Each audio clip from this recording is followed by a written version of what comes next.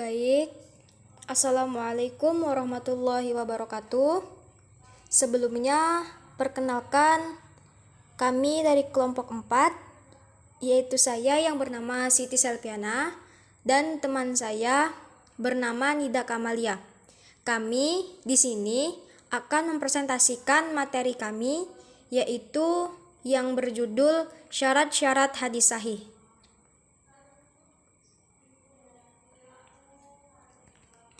Di dalam syarat-syarat hadis sahih, yaitu membahas tentang kebersambungan sanad. Sanad adalah rangkaian mata rantai para rawi yang meriwayatkan hadis dari yang satu kepada yang lainnya, hingga sampai kepada sumbernya. Jadi, itisal al-sanad atau persambungan sanad, atau sanad bersambung, yaitu tiap-tiap periwayat dalam sanad hadis menerima riwayat hadis dari periwayat terdekat sebelumnya. Keadaan itu berlangsung demikian sampai akhir sanad dari hadis itu. Jadi, seluruh rangkaian periwayat dalam sanad, mulai dari periwayat yang disandari oleh Al-Mukharij, penghimpunan riwayat hadis dalam karya tulisnya,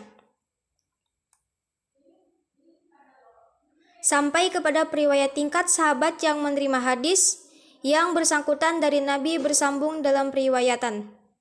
Untuk mengetahui bersambung musnad atau tidak bersambungnya suatu sanad, biasanya ulama hadis menempuh tata kerja penelitian sebagai berikut. A. Mencatat semua nama periwayat dalam sanad yang diteliti.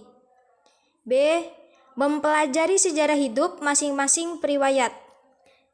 Dan C. Meneliti kata-kata yang menghubungkan antara periwayat dengan periwayat yang terdekat dalam sanad, yakni apakah kata-kata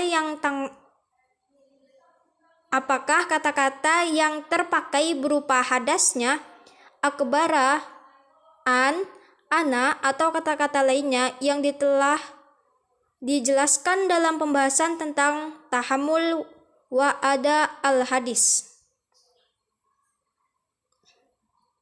Selanjutnya, membahas tentang perawinya bersifat adil. Adil secara etimologi berarti pertengahan, lurus, condong kepada kebenaran. Banyak perbedaan pendapat antara ulama. Memperhatikan pendapat ulama yang telah dipaparkan agaknya, dapat dipahami bahwa seseorang dikatakan adil atau bersifat adalah jika pada dirinya terkumpul kriteria muslim, balik, berakal, memelihara muru'ah, tidak berbuat bid'ah, tidak berbuat maksiat, dan dapat dipercaya beritanya.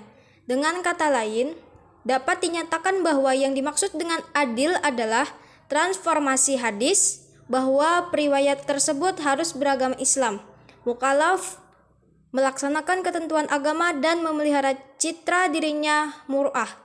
Dengan kata lain, keadilan periwayat ini terkait erat dengan kualitas pribadinya, sekalipun ulama mempunyai maksud yang sama dalam mendefinisikan tentang sifat adil ini. Tetapi mereka berbeda dalam redaksi dan kriterianya. Ada beberapa cara menetapkan keadilan periwayat hadis yang disebut oleh ulama, yakni berdasarkan A. Atau yang pertama, popularitas keutamaan periwayat tersebut di kalangan ulama hadis. B. Atau yang kedua, penilaian dari para kritikus periwayat hadis. Dan C. Atau ketiga, penerapan kaidah al-jar wa al-ta'dil. Cara ini ditempuh bila para kritikus periwayat hadis tidak sepakat tentang kualitas pribadi periwayat tertentu. Kemudian, membahas tentang perawinya bersifat dabit.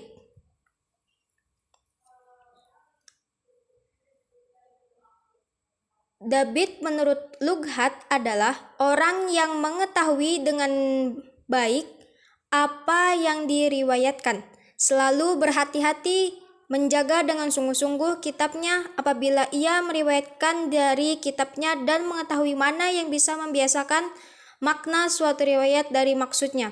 Apabila ia meriwayatkan dengan makna Makna dabit yaitu yang kokoh, kuat, yang ketat, yang hafal dengan sempurna. Dabit menurut istilah adalah perhatian yang penuh seorang perawi terhadap apa-apa yang didengarnya ketika ia menerima sebuah riwayat serta memahami apa yang didengarnya itu hingga ia menyampaikannya kepada orang lain. Adapun ragam kedabitan periwayat. Yang pertama, dab sudur, yaitu bentuk jamak dari kata sadrun yang berarti dada. Permulaan dari tiap-tiap sesuatu menurut penulis adalah mampu menghafal dengan baik. Menurut para ulama, hadis yang dimaksud mempunyai daya hafal dan ingatan yang kuat serta daya faham yang tinggi, sejak dari menerima sampai kepada yang menyampaikannya kepada orang dan ingatannya sanggup dikeluarkan kapan dan di mana saja yang dikehendaki. Dab kitab, seseorang yang dabit atau cermat memelihara catatan atau buku yang ia terima, atau dengan kata lain mengungkapkan apa yang ditulisnya dengan baik dan benar, yakni memelihara kitabnya dengan baik dari apapun yang dapat mengurangi kualitas sebuah kitab, baik sebatas sisipan atau sebagainya. C. Tanum dabit, berdasarkan literatur yang penulis baca, istilah di atas mengandung arti kesempurnaan hafalan yang diperuntukkan bagi para perawi, yaitu A. Hafal dengan sempurna hadis yang diterimanya. B. Mampu menyampaikan dengan baik hadis yang dihafalnya itu kepada orang lain. Dan C. Faham dengan baik hadis yang dihafalnya itu baik secara dabit sudur dan dabit kitab. Jadi, tam dapat adalah keterpaduan antara dabit sudur dengan dabit kitab, sehingga menjadi sempurna. Apabila pada seorang periwayat terkumpul dua sifat adil dan dabit, maka ia adalah hujah dan hadisnya harus diamalkan atau sahih. Dalam hal ini, periwayat disebut sikoh karena bersifat jujur dan kuat hafalan yang mampu menyampaikan hadis dengan lancar seperti ia mendengarnya. Jika perawi cacat faktor keistiqohannya, maka hadisnya dinilai cacat sesuai tingkat kecacatannya. Selanjutnya, materi dari kelompok kami akan disampaikan oleh sahabat saya atau teman saya, yaitu yang bernama Nida Kamalia. Assalamualaikum warahmatullahi wabarakatuh. Perkenalkan, nama saya Nida Kamalia. Baiklah, di sini saya akan melanjutkan presentasi dari rekan saya, yaitu Siti Selviana. Baiklah, selanjutnya terhindar dari ses. Ses, secara bahasa, ses merupakan bentuk isim atau fa'il dari ses yang maknanya adalah sendiri, dan kata ses atau fa'il maknanya adalah yang menyendiri dari kebanyakan. Secara istilah, pengertian ses menurut Ibnu Hajar adalah hadis yang diriwayatkan oleh perawi terpercaya dan yang bertentangan dengan perawi yang lebih terpercaya, bisa karena lebih kuat hafalannya, lebih banyak jumlahnya, atau karena sebab-sebab lain. Adapun beberapa macam-macam ses. Yang pertama, ses dalam sanad, dan yang kedua, ses pada matan. Selanjutnya, terhindar dari ilat. Kata ilat secara lughawi berarti sakit. Ada pula yang mengartikan sebab dan kesibukan.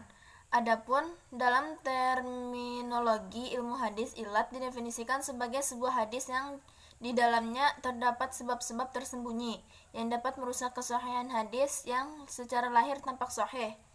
Ilat di sini adalah cacat yang menyelinap pada sanad hadis sehingga kecacatan tersebut pada umumnya terbentuk. Yang pertama, sanad tampak bersambung atau mutasil dan sampai kepada Nabi atau marfu. Ternyata mutasil tetapi hanya sampai kepada sahabat atau mauquf. Yang kedua, sanad yang tampak mutasil dan marfu ternyata mutasil tetapi hanya riwayat sahabat dari sahabat lain atau mursal. Yang ketiga, terjadi percampuran dengan hadis lain. Yang keempat, kemungkinan terjadi kesalahan penyebutan perawi yang memiliki kesamaan nama, namun kualitas pribadi dan kapasitas intelektualnya atau thiqah tidak sama. Baiklah, selanjutnya kesimpulan. Hadis sahih lebih sempurna daripada hadis hasan karena hadis sahih pada perawinya adil. Sanadnya bersambung sampai Rasulullah, sempurna hafalannya, kuat ingatannya, tidak janggal dan tidak ada cacat. Sedangkan hadis hasan bedanya sedikit dengan sahih, yaitu lemah hafalannya tapi yang lain sama. Meskipun hadis hasan kedudukannya di bawah hadis sahih, tapi para ulama berhujjah bahwa hadis hasan boleh dijadikan sebagai sandaran hukum Islam dalam moral dan akikah. Mungkin itu saja yang dapat saya sampaikan, kurang dan lebihnya saya mohon maaf. Sekian, wassalamualaikum warahmatullahi wabarakatuh.